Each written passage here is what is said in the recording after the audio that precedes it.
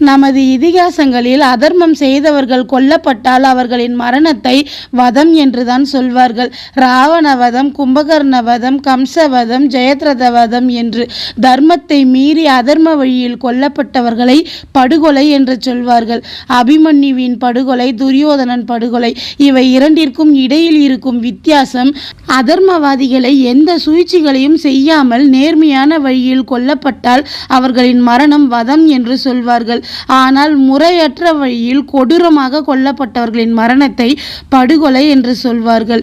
அபிமன்யு சக்கர வியூகத்திற்குள் முடக்கப்பட்டு அவன் உதவிக்கு யாராலும் செல்ல முடியாதபடி தடுக்கப்பட்டு அவன் கொடூரமாக கொல்லப்பட்டதாலும், துரியோதனன் யுத்த நீதியை மீறி முறையற்ற வழியில் இடுப்பிற்கு கீழே தாக்கப்பட்டு துரியோதனன் கீழ்ப்பகுதி உடல் சிதைக்கப்பட்டு கொடூரமாக கொல்லப்பட்டதால் அவர்கள் இருவரின் மரணம் படுகொலை என்றும் சொல்லப்படுகிறது.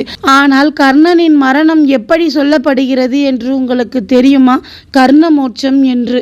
கர்ணனின் மரணத்தை வதம் என்று சொன்னால் அது கர்ணன் வாய்ந்த சோதனையும் வலிகளும் நிறைந்த வாழ்க்கைக்கு அர்த்தமற்றதாகவும் கர்ணனை அவமதிப்பது போலும் இருக்கும் என்பதால் கர்ணன் மரணத்தை வதம் என்று சொல்வதில்லை.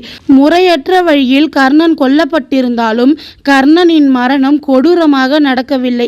அதனால் அவன் மரணத்தை படுகொலை என்றும் சொல்வதில்லை. ஏன் கர்ணனின் மரணத்தை கர்ணமோட்சம் என்று அழைக்கிறோம் என்று உங்களுக்கு தெரியுமா? அதற்கு காரணம் கர்ணன் எப்பொழுதும் தன் தர்மத்தை பின்பற்றியே வாழ்ந்தான் என்பதுதான்.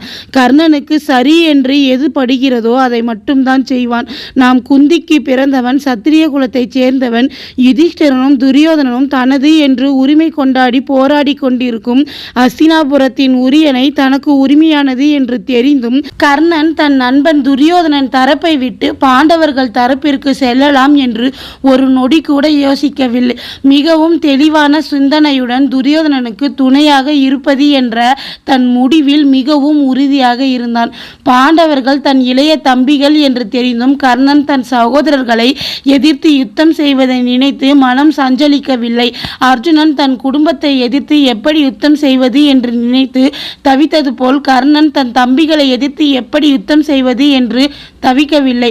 தன் மரணத்தின் போது கூட கர்ணன் துரியோதனனுக்கு ஏன் துணையாக நின்றோம் என்று நினைத்து மனம் வருந்தவில்லை. துரியோதனனுக்கு துணையாக இருந்து யுத்தம் செய்வது தான் தனது தர்மம் என்று தான் எடுத்த முடிவில் தீர்க்கமாய் நின்று தனது மரணத்தையும் முழு மனதுடன் மகிழ்ச்சியோடு ஏற்றுக்கொண்டான் கர்ணன். அடுத்தவர் சொல்லும் தர்மங்கள் எவ்வளவுதான் சிறப்பானதாகவும் முழு பூரணத்துவத்தையும் கொண்டிருந்தாலும் மற்றவர் சொல்வதை கேட்டு தன் தர்மத்தை மாற்றிக்கொள்ளாமல் ஒருவன் தான் மேற்கொண்ட தர்மங்கள் குறை உள்ளதாகவும் நிறைவடையாததாகவே இருந்தாலும் அந்த தர்மத்தை கைவிடாமல் கடைபிடித்து வாழ்வதுதான் சிறப்பான செயலாக இருக்கும் என்று கிருஷ்ண பகவானே ஒரு முறை அர்ஜுனனுக்கு உபதேசித்து உள்ளார். மொத்த மகாபாரதத்திலும் கிருஷ்ணர் சொல்லிய இந்த வார்த்தைகளை முழுமையாக கடைபிடித்து வாழ்ந்தது கர்ணன் மட்டும்தான். மகாபாரத யுத்தத்தில் கர்ணன் மேற்கொண்ட தர்மம் நன்றி மறவாமையும் நண்பனுக்கு துணை நிற்க வேண்டும் என்பதும் தான். கர்ணன் தாய்ந்த குலத்தில் பிறந்தவன் என்று அனைவரும் அவனை அவமானப்படுத்திய போது கர்ணனுக்கு துணையாக இருந்தவன் துரியோதனன் மட்டுமே. கர்ணனால் பாண்டவர்களை எதிர்த்து சண்டையிட முடியும், அவர்களை வெற்றி காண முடியும் என்று அவன் திறமை மீது துரியோதனனுக்கு இருந்த நம்பிக்கையினால் தான் துரியோதனன் கர்ணனுக்கு உதவினான் என்பது கர்ணனுக்கு மிகவும் தெளிவாக தெரியும். துரியோதனனின் நட்பு சந்தர்ப்பவாதமானதாக இருந்தாலும் நாளடைவில் அவன் நட்பு சிறந்த நட்பாகவும் உண்மையான நட்பாகவும் மாறியது. அதையும் கர்ணன் தன் மனதால் உணர்ந்தான். அதனால் தான் தன் நண்பனை பாதி வழியில் விட்டுவிட்டு பாண்டவர்கள் தரப்பிற்கு செல்ல கர்ணன் மனம் ஏற்கவில்லை.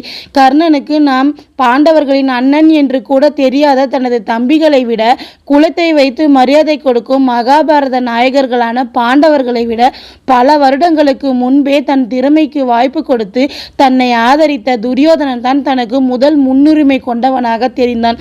இந்த நட்பு என்ற தர்மத்திற்காகத்தான் கர்ணன் குருஷேத்திர யுத்த காலத்தில் துரியோதனன் தரப்பில் இருந்து இறுதியில் தன் உயிரையும் விட்டான்.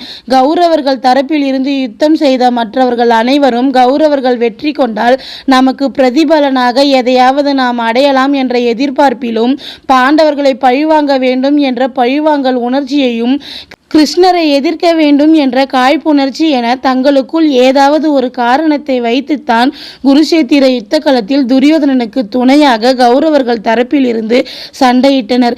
ஆனால் கர்ணன் தன் தர்மத்தை தவறவிடக் கூடாது என்று நினைத்து அவன் தர்மத்திற்காக துரியோதனன் தரப்பில் இருந்து சண்டையிட்டான்.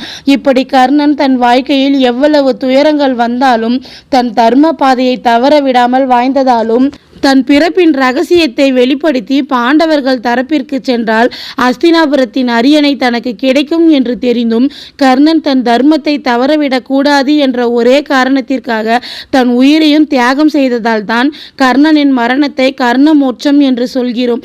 இதை தவிர்த்து உங்களுக்கு வேறு ஏதாவது காரணங்கள் தெரிந்தால் அதை கமெண்ட்ல சொல்லுங்க.